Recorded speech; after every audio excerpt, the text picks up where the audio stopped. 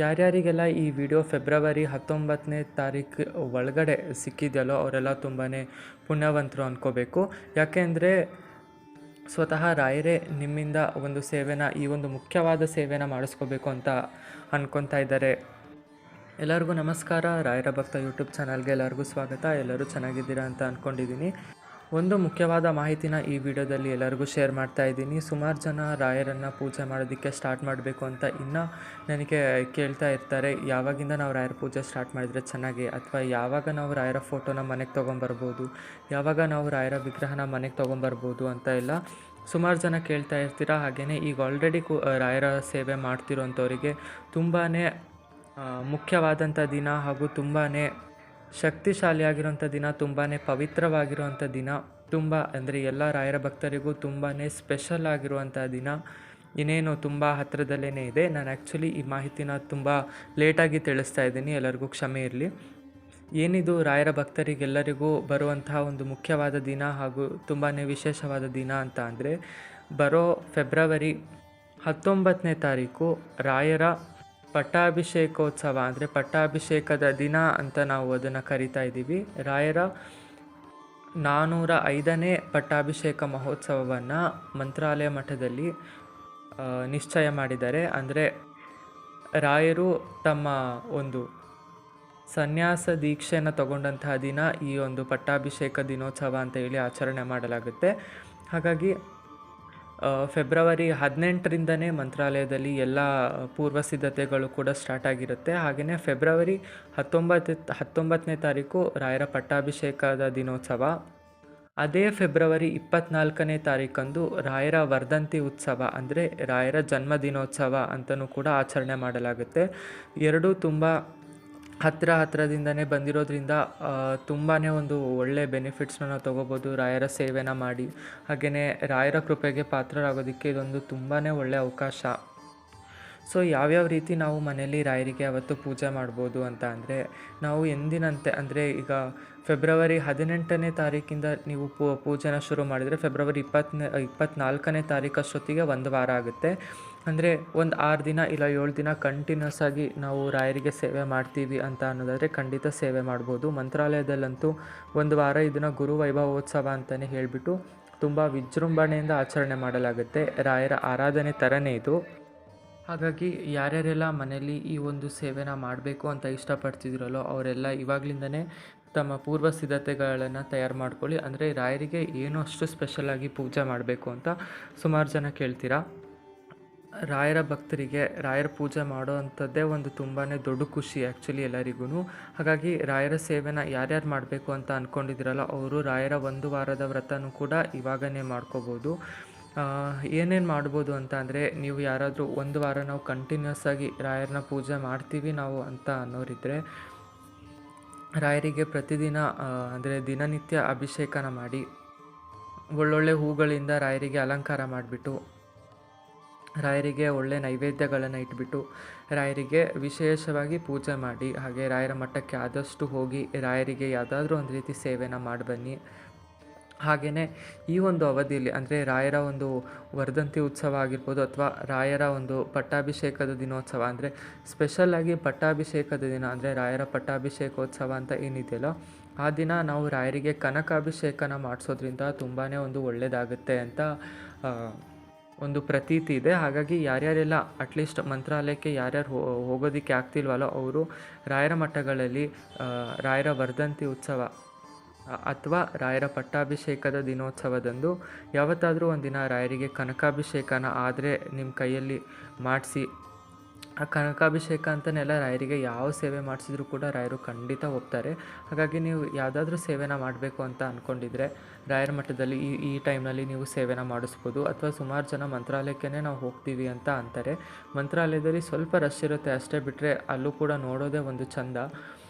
ಸಿಕ್ಕಾಬಟ್ಟೆ ರಶ್ ಇರುತ್ತೆ, ರಾಯರ ದರ್ಶನ ನೀಟಾಗಿ ಮಾಡೋಕ್ಕಾಗಲ್ಲ. ಯಾರಾದರೂ ಅಪರೂಪಕ್ಕೆ ಮಂತ್ರಾಲಯಕ್ಕೆ ಹೋಗೋರಿದ್ರೆ ದಯವಿಟ್ಟು ಈ ಒಂದು ಟೈಮ್ನಲ್ಲಿ ಹೋಗಬೇಡಿ ಅಂತ ಅಂತೀನಿ. ಯಾಕೆಂದರೆ ಸ್ವಲ್ಪ ರಶ್ ಆಗೋದ್ರಿಂದ ರಾಯರ ದರ್ಶನ ನೀಟಾಗಿ ಮಾಡೋದಕ್ಕಾಗಲ್ಲ.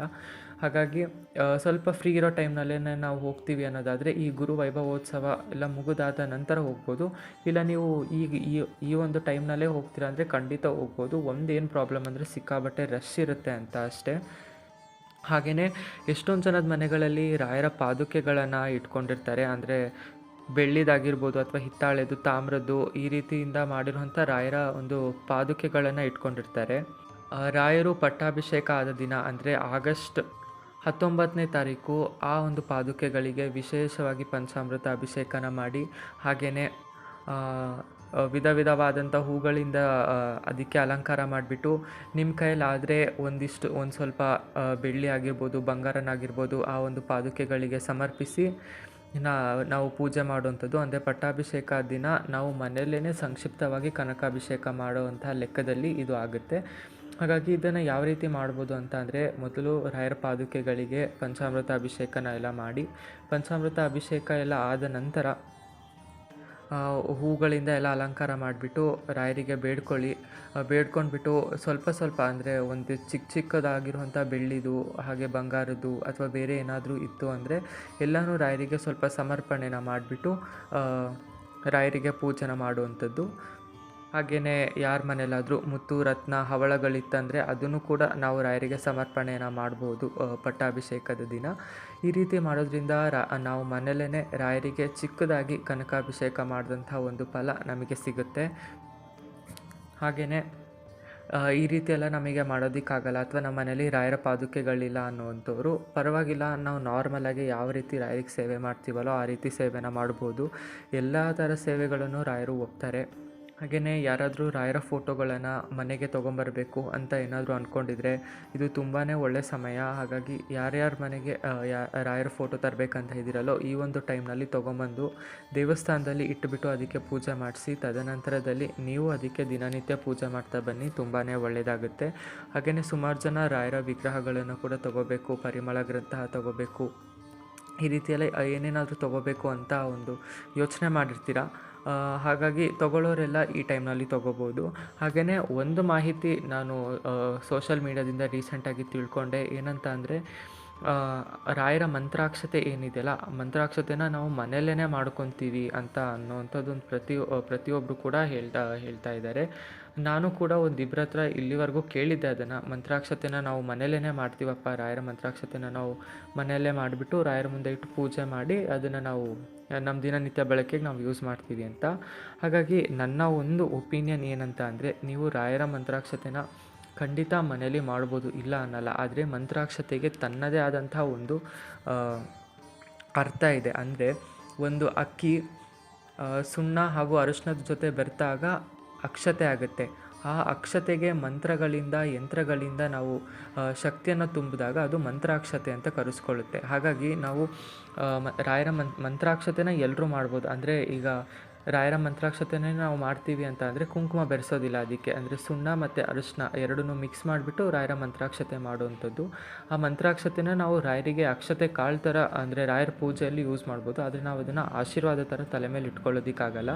ಯಾಕೆಂದರೆ ರಾಯರ ಮಂತ್ರಾಕ್ಷತೆ ಒಂದು ಪ್ರಿಪೇರ್ ಮಾಡುವಂಥ ಟೈಮ್ನಲ್ಲಿ ಒಂದು ವಿಧವಾಗಿರುವಂಥ ಮಂತ್ರಗಳಾಗಿರ್ಬೋದು, ಹಾಗೆ ಕೆಲವೊಂದು ಮೂಲ ಮಂತ್ರಗಳಾಗಿರ್ಬೋದು, ಯಂತ್ರಗಳಾಗಿರ್ಬೋದು, ಅವನ್ನೆಲ್ಲ ಕೂಡ ರಾಯರ ಮಂತ್ರಾಕ್ಷತೆಯಲ್ಲಿ ಬರೆದುಬಿಟ್ಟು ಅದನ್ನು ರಾಯರ ಮುಂದೆ ಇರಿಸಿ ವಿಶೇಷವಾಗಿ ರಾಯರ ಒಂದು ಅನುಗ್ರಹ ಅಥವಾ ರಾಯರ ಒಂದು ಸಾನ್ನಿಧ್ಯ ಬರುವಂತೆ ಅದನ್ನು ಮಾಡ್ತಾರೆ ಮಂತ್ರಾಕ್ಷತೆ. ಅದು ಕೇವಲ ಮಠಗಳಲ್ಲಿ ಅಷ್ಟೇ ಮಾಡೋದಕ್ಕಾಗೋದು, ಮನೆಯಲ್ಲಿ ಯಾರೂ ಕೂಡ ಮಾಡಲಿಕ್ಕಾಗೋದಿಲ್ಲ. ಹಾಗಾಗಿ ಯಾರಾದರೂ ಅಷ್ಟೇ ಈ ಒಂದು ವರ್ಧಂತಿ ಟೈಮ್ನಲ್ಲಿ ನಾವು ರಾಯರ ಮಂತ್ರಾಕ್ಷತೆನ ನಾವು ಮಾಡಿ ಪೂಜೆ ಮಾಡ್ತೀವಿ ಅಂತ ಯಾರಾದರೂ ಅಂದ್ಕೊಂಡಿದ್ರೆ ದಯವಿಟ್ಟು ರಾಯರ ಮಂತ್ರಾಕ್ಷತೆನ ಮನೇಲಿ ಮಾಡೋದಕ್ಕೆ ಹೋಗಬೇಡಿ. ಮಾಡ್ಬೋದು, ಆದರೆ ಅದನ್ನು ರಾಯರ ಪೂಜೆಗೆ ಬಳಸಿ ನಮ್ಮ ತಲೆ ಮೇಲೆ ಅದನ್ನು ಇಟ್ಕೊಳ್ಳೋದಕ್ಕೆ ಅದು ಅಷ್ಟೊಂದು ಸರಿಯಲ್ಲ. ಪರವಾಗಿಲ್ಲ, ನೀವು ರಾಯರ ಮಠದಲ್ಲೇ ಒಂದು ಸ್ವಲ್ಪ ಹೆಚ್ಚಿಗೆ ಕೇಳಿ ಮಂತ್ರಾಕ್ಷತೆ ಇಸ್ಕೊಂಬರ್ರಿ. ಎಲ್ಲ ಮಠದಲ್ಲೂ ಕೂಡ ಕೊಡ್ತಾರೆ, ಯಾರೂ ಕೂಡ ಮಂತ್ರಾಕ್ಷತೆನ ಕೊಡೋದಕ್ಕೆ ಏನು ಅನ್ನೋದಿಲ್ಲ. ಸ್ವಲ್ಪ ದುಡ್ಡು ಕೊಟ್ಟಾಗಲಿ ಪರವಾಗಿಲ್ಲ, ಮಂತ್ರಾಕ್ಷತೆನ ಜಾಸ್ತಿನೇ ತೊಗೊಂಬಂದಿಟ್ಕೊಳ್ಳಿ. ಯಾರಾದರೂ ಅಗ್ಲಗ್ಲ ರಾಯರ ಮಠಕ್ಕೆ ಹೋಗೋಕ್ಕಾಗಲ್ಲ ಅನ್ನೋರು. ಆದರೆ ದಯವಿಟ್ಟು ಮನೆಯಲ್ಲೇ ಮಂತ್ರಾಕ್ಷತೆನ ಯಾರೂ ಮಾಡೋದಕ್ಕೆ ಹೋಗಬೇಡಿ. ಅದನ್ನು ನಾವು ಪೂಜೆಗೆ ಬಳಸ್ಕೋಬೋದು ಅಷ್ಟೇ. ಆದರೆ ರಾಯರ ಸಂಪೂರ್ಣ ಸಾನ್ನಿಧ್ಯ ಒಂದು ಮಂತ್ರಾಕ್ಷತೆ ಒಳಗೆ ಬರಬೇಕು ಅಂದರೆ ಅದು ಕೇವಲ ಮಠಗಳಲ್ಲಿ ಮಾಡಲಿಕ್ಕೆ ಮಾತ್ರ ಸಾಧ್ಯ. ಇದು ನಾನು ಹೋಗುವಂಥ ರಾಯರ ಮಠದಲ್ಲಿ ಕೇಳಿ ತಿಳ್ಕೊಂಡಂಥ ಮಾಹಿತಿ. ಹಾಗಾಗಿ ಯಾರಿಗಾದರೂ ಮಂತ್ರಾಕ್ಷತೆ ಬೇಕಂದರೆ ರಾಯರ ಮಠಕ್ಕೆ ಹೋಗಿ ಸ್ವಲ್ಪ ಇಸ್ಕೊಂಡು ಬನ್ನಿ. ಆದರೆ ಮನೆಯಲ್ಲಿ ಮಾಡಿ ಅದನ್ನು ನಾವು ರಾಯರ ಮುಂದೆ ಇಟ್ಟು ಪೂಜೆ ಮಾಡಿ ಬಳಕೆ ಮಾಡ್ಬೋದಾ ಅಂದರೆ ಖಂಡಿತ ಬೇಡ. ಯಾಕೆಂದರೆ ಈ ಒಂದು ಪದ್ಧತಿ ಅಂದರೆ ಮನೆಯಲ್ಲಿ ಮಂತ್ರಾಕ್ಷತೆ ಮಾಡುವಂಥದ್ದು ಎಲ್ಲೂ ಕೂಡ ನಡೆಯಿಲ್ಲ, ಅಥವಾ ರಾಯರ ಪೂಜೆ ಮಾಡುವಂಥವ್ರು ಯಾರೂ ಕೂಡ ಮನೆಯಲ್ಲಿ ಮಂತ್ರಾಕ್ಷತೆನ ಮಾಡಿಟ್ಕೊಳ್ಳಲ್ಲ. ಎಷ್ಟೊತ್ತಿದ್ರೂ ಮಂತ್ರಾಕ್ಷತೆಗೋಸ್ಕರ ನಾವು ಮಠಕ್ಕೆ ಹೋಗಲೇಬೇಕು. ಆಮೇಲೆ ನಾವು ಮನೇಲಿ ಮಾಡೋವಂಥ ಮಂತ್ರಾಕ್ಷತೆಗೂ ಮಠದಲ್ಲಿ ಮಾಡೋವಂಥ ಮಂತ್ರಾಕ್ಷತೆಗೂ ತುಂಬಾ ವ್ಯತ್ಯಾಸ ಇರುತ್ತೆ. ನಾನು ಅದೇ ಹೇಳ್ದಂಗೆ ಮಂತ್ರಾಕ್ಷತೆ ಮಾಡಿದ ಮೇಲೆ ಅದು ರಾಯರಿಗೆ ಸಮರ್ಪಣೆ ಮಾಡೋದಕ್ಕಿಂತ ಮುಂಚೆ ರಾಯರಿಗೆ ತುಂಬಾ ಪ್ರಿಯವಾಗಿರುವಂಥ ಮೂಲ ರಾಮಚಂದ್ರನಿಗೆ ಅರ್ಪಣೆ ಮಾಡಲಾಗುತ್ತೆ. ಹಾಗೆಯೇ ನರಸಿಂಹ ದೇವರಿಗೆ ಅರ್ಪಣೆ ಮಾಡಲಾಗುತ್ತೆ. ಹಾಗೆಯೇ ವಿಷ್ಣು ದೇವರಿಗೆ ಅರ್ಪಣೆ ಮಾಡಲಾಗುತ್ತೆ. ಹಾಗೆ ಈಗ ಆಲ್ರೆಡಿ ರಾಘವೇಂದ್ರ ಸ್ವಾಮಿಗಳಿಗಿಂತ ಮುಂಚೆ ಯಾರ್ಯಾರೆಲ್ಲ ಮಂತ್ರಾಲಯದ ಮಠಾಧಿಪತಿಗಳಾಗಿರ್ತಾರಲ್ಲ ಅವರಿಗೆಲ್ಲರಿಗೂ ಈ ಒಂದು ಮಂತ್ರಾಕ್ಷತೆನ ಸಮರ್ಪಣೆ ಮಾಡಿ ಅವರೆಲ್ಲರ ಒಂದು ವಿಶೇಷ ಸಾನ್ನಿಧ್ಯವನ್ನು ಮಂತ್ರಾಕ್ಷತೆಯಲ್ಲಿ ತಗೊಂಬಂದ್ಬಿಟ್ಟು ಆ ಒಂದು ಮಂತ್ರಾಕ್ಷತೆನ ನಾವು ರಾಯರಿಗೆ ಸಮರ್ಪಣೆ ಮಾಡುವಂಥದ್ದು. ಹಾಗಾಗಿ ಒಂದು ಮಂತ್ರಾಕ್ಷತೆ ಮಾಡೋದಕ್ಕೆ ಸಿಕ್ಕಾಬಟ್ಟೆ ಒಂದು ಫಾರ್ಮ್ಯಾಲಿಟೀಸ್ ಹಾಗೆ ನೀತಿ ನಿಯಮಗಳನ್ನೋದಿರುತ್ತೆ. ಹಾಗಾಗಿ ಮನೆಯಲ್ಲಿ ಯಾರೂ ಕೂಡ ಮಂತ್ರಾಕ್ಷತೆನ ತಯಾರಿಸೋದಕ್ಕೆ ಹೋಗಬೇಡಿ.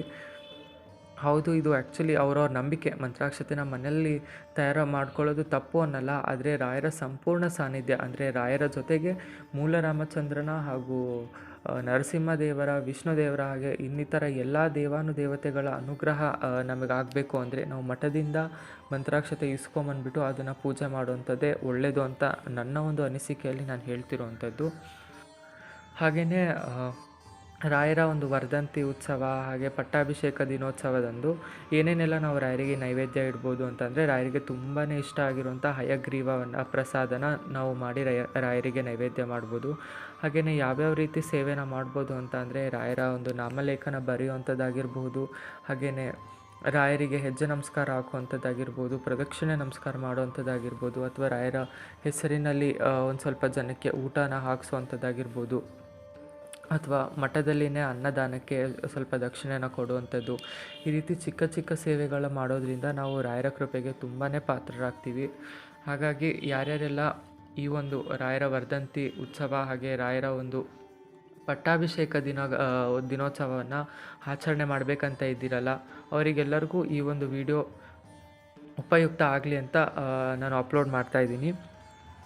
ಹಾಗೆಯೇ ಯಾರ್ಯಾರೆಲ್ಲ ಈ ಒಂದು ಆಚರಣೆನ ಮಾಡ್ತೀರಾ ದಯವಿಟ್ಟು ನನಗೆ ಕಮೆಂಟ್ ಮಾಡಿ ತಿಳಿಸಿ. ಹಾಗೆ ಯಾರ್ಯಾರೆಲ್ಲ ಮಂತ್ರಾಲಯಕ್ಕೆ ಹೋಗ್ತಿದ್ದೀರಾ ಅವರು ಅಷ್ಟೇ ಎಲ್ಲ ಕಮೆಂಟ್ ಮಾಡಿ ತಿಳಿಸಿ. ಹಾಗೆಯೇ ಸುಮಾರು ಜನ ನನ್ನ ಚಾನಲಲ್ಲಿ ಕಮೆಂಟ್ ಬಾಕ್ಸ್ನಲ್ಲಿ ಕ್ವಶನ್ ಹಾಕಿದ್ದೀರಾ. ಏನಂತ ಅಂದರೆ, ನಾವು ರಾಯರ ಮೇಲೆ ಇಟ್ಟಿದ್ದಂತಹ ಹೂವು ರಾಯರು ಹೂವು ಪ್ರಸಾದ ಕೊಟ್ಬಿಟ್ಟು ರಾಯರ ಮುಂದೆ ಹಚ್ಚಿಟ್ಟಿದ್ದಂತಹ ದೀಪಗಳು ಆರೋಗ್ಬಿಡುತ್ತೆ, ಇದೇನರ್ಥ ಅಂತ ಕೇಳಿದ್ದೀರಾ. ಹಾಗಾಗಿ ರಾಯರ ಆಶೀರ್ವಾದ ಹೂ ಪ್ರಸಾದ ಆಗಿರ್ಬೋದು ಕೊಡ್ತಾರೆ, ಇಲ್ಲ ಅನ್ನಲ್ಲ. ಆದರೆ ದೀಪಗಳನ್ನು ಸ್ವಲ್ಪ ಹುಷಾರಾಗಿ ಹಿಂದ್ಗಡೆ ಹಚ್ಚಿಡಿ. ಯಾಕೆಂದರೆ ರಾಯರ ಫೋಟೋಯಿಂದ ಹೂ ಪ್ರಸಾದ ಆಗುವಾಗ ದೀಪದ ಮೇಲೆ ಬಿತ್ತಂದರೆ ಅದು ಆರೋಗೋದು ಸರ್ವಸಾಮಾನ್ಯ, ಅದು ಯಾವಾಗಲೂ ಆಗುವಂಥದ್ದು. ಹಾಗಾಗಿ ಸ್ವಲ್ಪ ದೀಪಗಳನ್ನು ಹುಷಾರಾಗಿ ಹಚ್ಚಿಡಿ. ಹಾಗೆಯೇ ಇನ್ ಕೇಸ್ ಆ ರೀತಿ ಆಗೋಯಿತು ಅಪ್ಪಿತಪ್ಪಿ ಅಥವಾ ಹೇಗೋ ಒಂದು ರೀತಿ ದೀಪ ಶಾಂತವಾಯಿತು ಅಂದರೆ ರಾಯರ ಫೋಟೋ ಮೇಲಿಂದ ಹೂ ಬಿದ್ದು ದೀಪ ಶಾಂತವಾಯಿತು ಅಂದರೆ ರಾಯರಿಗೆ ಕ್ಷಮೆನ ಕೇಳಿ, ನನ್ನ ಕೈಯಲ್ಲಿ ಏನೋ ಒಂದು ತಪ್ಪು ಆಗಿದೆ ಅಂತ ಅನ್ಕೊತೀನಿ ರಾಯರೇ, ಅದೇನು ಅಂತ ಗೊತ್ತಿಲ್ಲ, ದಯವಿಟ್ಟು ಕ್ಷಮಿಸ್ಬಿಡಿ ಅಂತ ಹೇಳಿಬಿಟ್ಟು ಮತ್ತೆ ಆ ದೀಪಗಳು ಅಂದರೆ ಶಾಂತವಾಗಿರುವಂಥ ದೀಪಗಳನ್ನು ಹಚ್ಚಿಬಿಟ್ಟು ರಾಯರಿಗೆ ಮತ್ತೊಂದು ಸತಿ ಮಂಗಳಾರತಿ ಮಾಡಿ ರಾಯರ ಹತ್ರ ಕ್ಷಮೆ ಕೇಳಿಬಿಟ್ಟು ಅಡ್ಡ ಬೀಳಿ.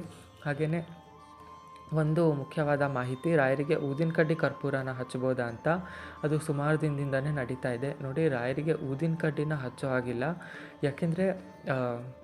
ಯಾಕೆ ಅಂದರೆ ರಾಯರ ಒಂದು ಪದ್ಧತಿಯಲ್ಲಿ ಊದಿನ ಕಡ್ಡಿನ ನಾವು ಈಗ ಹಚ್ಚುವಂಥ ಊದಿನ ಕಡ್ಡಿನ ಯಾವಾಗಲೂ ಬಿದಿರಿಂದ ಮಾಡಿರ್ತಾರೆ. ಅಂದರೆ ನಾವು ಅದನ್ನು ಇಂಗ್ಲೀಷಲ್ಲಿ ಬ್ಯಾಂಬೂ ಅಂತ ಕರಿತೀವಿ.